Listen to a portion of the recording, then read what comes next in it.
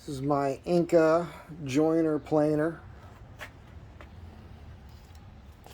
I bought it used. It came with this base cabinet, which was very typical of the time. I bought it used in, I'm going to guess, probably around 1995. So, 27 years I've had this machine. I love this machine. It's a joiner and a planer. Right now it's in joiner mode.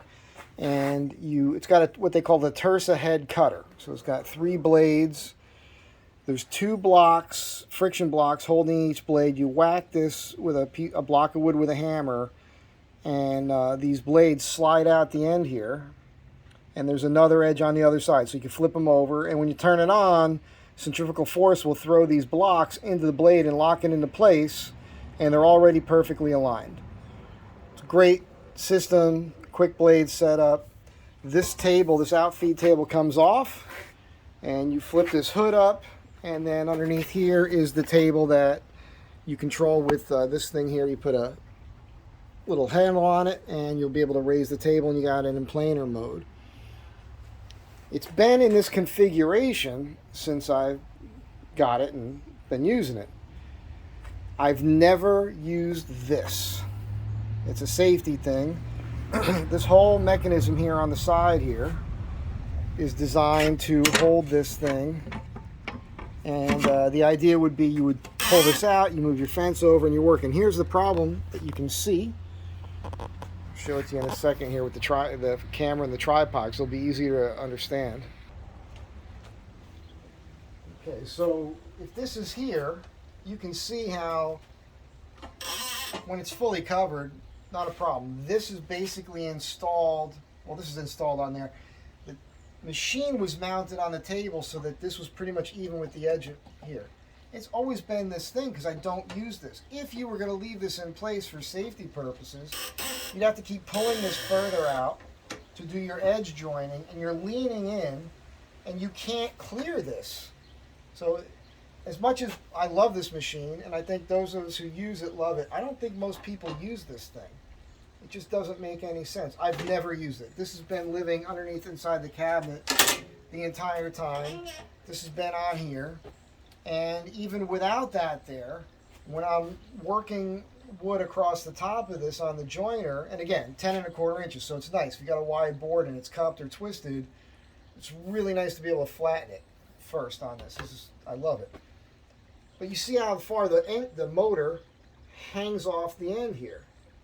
And it just, something I've been thinking about, like, why don't I slide the machine over on the table? Less of the motor will hang over, and it'll make more sense when I'm feeding wood, because you can see where I'm at here, where I've got to be. And today I was finally, all these years, today I was finally thinking about, like, well, if I bring this over, then this is in my way. But I never use it. Never. I never use it. I'm just going to take it off. I'm going to remove this. I'm going to slide this machine over. And I'm going to put this inside the cabinet. And that's just how it's going to be, man. So, hang on a second.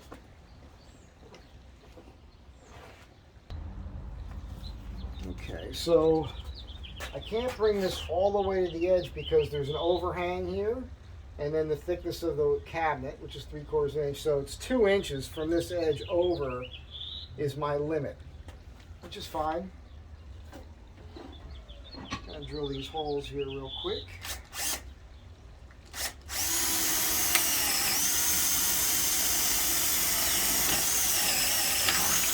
Now you heard 2 things there. That's because underneath this top in the corners there's a 45-degree cleat, which means these 2 bolts on this side, I'm going to have to find some longer ones when I go to put this back together.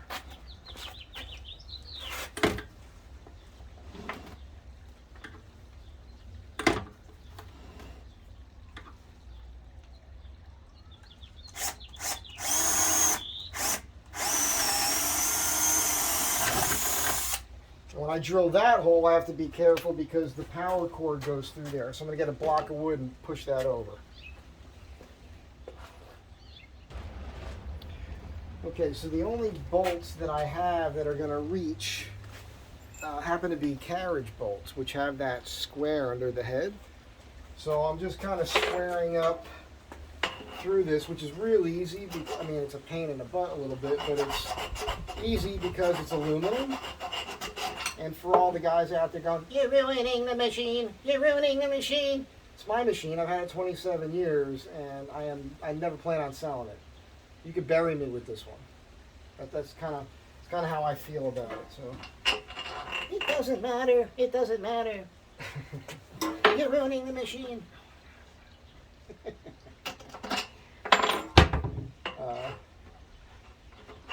case you're new to the channel, you might realize I modify everything I own. I mean, it's gotten to the point in my life where I've actually designed things, my own shoes, boots, jackets, had it made. If I had the equipment, I'd make it all myself. There it is. There it is. So you can see now, oh man, it's going to be so much easier. And I do try to do this thing, if I'm milling all day, just a little tip for you. A lot of people stand at a machine all day and they're standing straight up, flat-footed, and they're just doing this. It's going to lead to a lot of back problems and other physical issues. If you're feeding wood through a machine like this all day, get into it. Watch Japanese woodworkers work wood with hand tools. Usually it's on a slant, and they're using their whole body, you know, to move. And that's what you can do with this too. So you can bend at the knees here and kind of work this through while you're doing it. Move back and forth, walk with it, cross step, all those things. You actually can turn the day into a bit of an all-day workout that way, and fight lower back and upper back fatigue.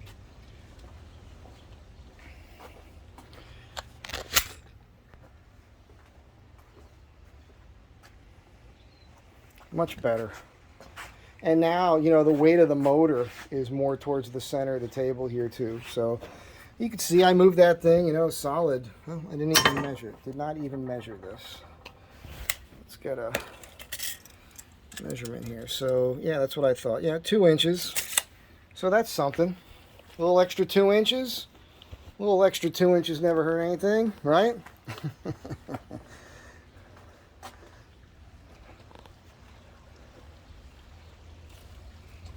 Say hi, Julia. You're famous.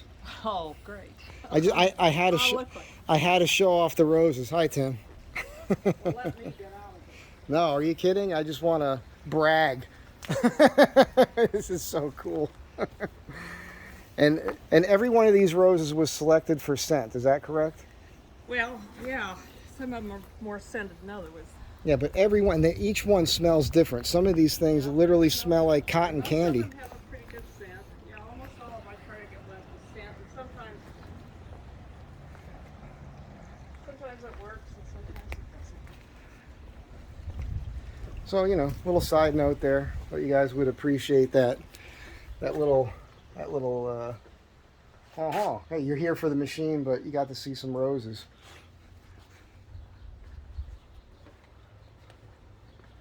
Have a great day. Be good to one another.